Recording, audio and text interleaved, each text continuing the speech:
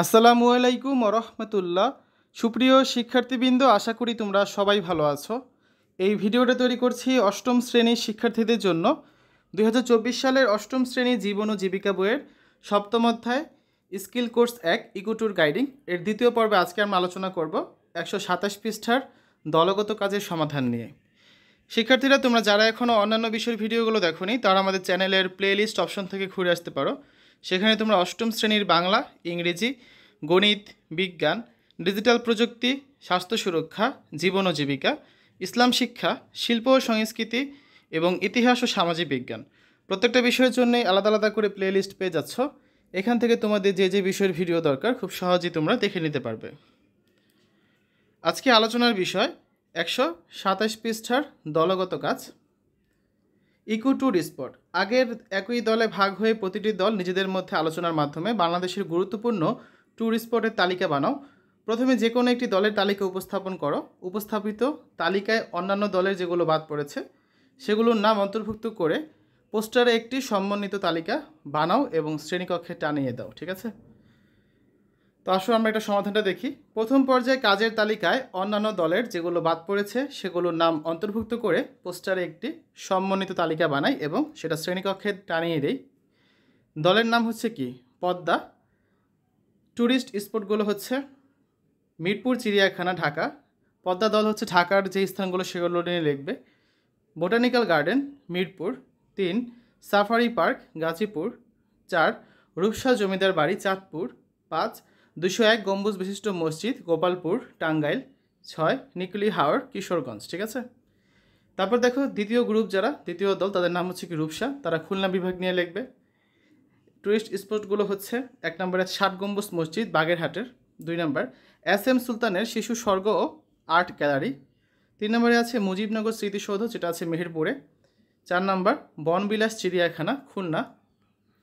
তারপর তৃতীয় দল, তাদের নাম হচ্ছে কর্ণফুলী, তারা লিখবে চট্টগ্রাম বিভাগ নিয়ে। ট্যুরিস্ট স্পটগুলো হচ্ছে 1 নম্বরে কেওক্রাডং, তাজিনডং, বগার লেক, ডিম পাহাড়। দেবতাখুম, নাফাখুম, নীলগিরি, নীলাচল, বান্দরবানে। 2 সাজেক ভ্যালি, কাপ্তাই লেক, শুভলং ঝর্ণা, রাঙামাটিতে। 3 তারেং পাহাড়, আলুটিলা গুহা, খাগড়াছড়িতে। 4 কক্সবাজার সমুদ্র সৈকত, সেন্ট মার্টিন দ্বীপ, ছেড়া দ্বীপ, কক্সবাজারে। 5 Chandranath Pahar, Mahamaya lake, Khaiyachhara trail, Napittachhara trail, Sitakunda, চট্টগ্রামে। 4 নম্বর দল, তাদের নাম হচ্ছে কীর্তনখোলা, তারা লিখবে বরিশাল বিভাগ নিয়ে। বরিশাল বিভাগের ট্যুরিস্ট স্পটগুলো হচ্ছে 1 লাকুটিয়া জমিদার বাড়ি, দুর্গাসাগর দিঘি, ভাসমান পেয়ারা বাগান, বরিশালের। 2 পটুয়াখালী বৌদ্ধবিহার, পটুয়াখালীতে।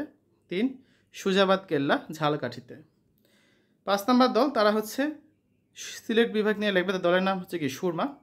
সিলেট বিভাগের ট্যুরিস্ট স্পটগুলো হচ্ছে 1 নম্বর মাধবকুণ্ড জলপ্রপাত, হাকালুকি হাওর, মাধবপুর লেক, লাউয়াছড়া জাতীয় উদ্যান, শ্রীমঙ্গল চা বাগান, মৌলভীবাজারে।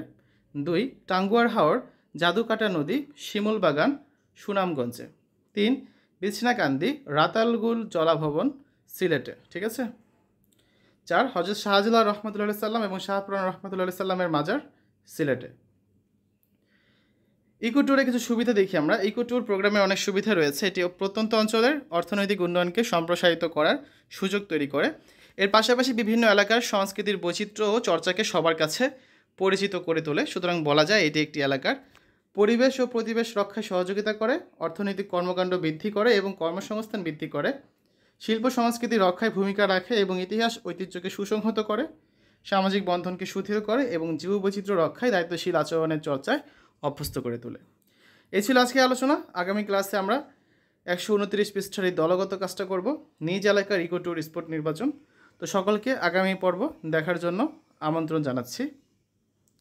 শিক্ষার্থীরা, এতক্ষণ তোমরা দেখলে জীবন ও জীবিকা অষ্টম শ্রেণী সপ্তম অধ্যায় 127 পৃষ্ঠার দলগত কাজের সমাধান।